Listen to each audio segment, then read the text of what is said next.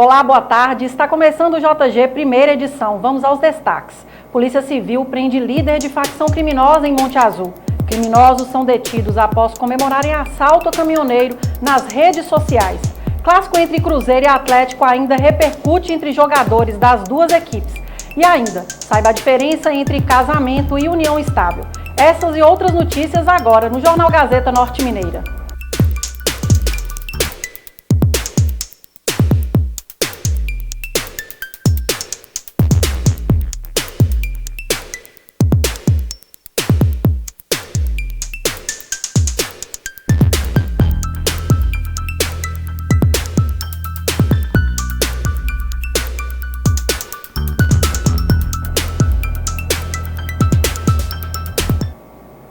Boa tarde. No decorrer de um relacionamento, muitos optam passarem a morar juntos e outros fazem questão de seguir a tradição e assinar os papéis no cartório.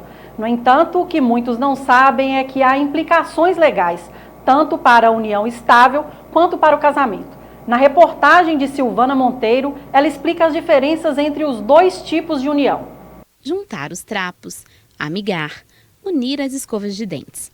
Há uma série de termos populares usados para a união estável, quando duas pessoas se relacionam de forma duradoura, com o intuito de formar família, mas sem se casar oficialmente. A história de amor entre essa jornalista e esse engenheiro florestal começou assim, pelas escovas de dentes. Foi literalmente a junção das escovas de dente. A gente namorava, né? E um dia eu deixei a minha escova de dente na casa do Paulo. No dia seguinte, ele me encontrou e me devolveu a escova de dente. Falou, aqui que você esqueceu lá em casa. E eu falei para ele, não esqueci não, eu deixei. Foi assim que o nosso casamento começou. A Constituição Federal considera que a família independe do fato de ter sido formada por união estável ou casamento. No entanto, o artigo 1790 do Código Civil diferenciava cônjuges e companheiros em relação às garantias de herança. Mas, em 2017, o Supremo Tribunal Federal definiu como inconstitucional o artigo que caracterizava de forma desigual as duas situações. Então não há mais distinção para fins sucessórios entre casamento e união estável. A companheira também é herdeira legítima a exemplo da esposa, de maneira que o marido ou o convivente não pode dispor do bem sem deixar parte dela na herança. Apesar de a Justiça considerar direitos iguais para pessoas casadas e em união estável, ainda assim, alguns casais preferem oficializar o casamento por meio de uma escritura pública em cartório. É o caso da Soraya e do Paulo. Da junção informal das escovas, passando por inúmeras viagens e um filho, ao contrato de união estável e, finalmente, ao casamento, se passaram mais de 2 décadas. Eu e o Paulo, a gente já estava junto há 24 anos, quando a gente resolveu casar oficialmente. A certidão de casamento é lavrada em um cartório de registro civil. Já o contrato de união estável é realizado em um cartório de notas. Os documentos são pagos e em ambos é possível determinar o regime de bens escolhido pelo casal. Na união estável, isso é feito por meio de um contrato particular e no casamento, a escolha é registrada de imediato na certidão. Qual a diferença básica ou prática entre união estável e casamento? Só uma coisa, o documento. No casamento você já tem de imediato a certidão de casamento. Na união estável, você vai caracterizando no dia a dia onde você quis viver em união estável com outro sem passar por essa burocracia que é o casamento no direito brasileiro. O casal relutou em seguir as formalidades, mas a exigência legal, em alguns momentos da vida, provocou a mudança de planos. Depois que a gente já tinha o Kaique, a gente fez o documento de união estável.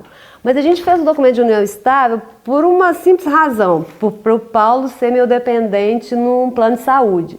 Como era união estável, na época, né, já faz alguns anos isso, o plano de saúde pediu para que a gente renovasse isso a cada ano. A gente resolveu casar mais por uma preocupação econômica mesmo, né? Houve uma mudança na lei. No entanto, ainda é necessário contar com a boa-fé do parceiro. Existem casos em que não há um documento para comprovar a vida partilhada, já que a relação estável se caracteriza pela subjetividade. A questão é que quando um acaba sendo desonesto e não quer reconhecer a união estável para nomear bens, aí sim precisa de critérios objetivos, testemunhas, documentos, qualquer outro meio de prova legítimo pode comprovar a união estável. Desde o início, a Soraya e o Paulo escolheram a comunhão parcial de bens. Inclusive, o que conquistaram já estava em nome de ambos.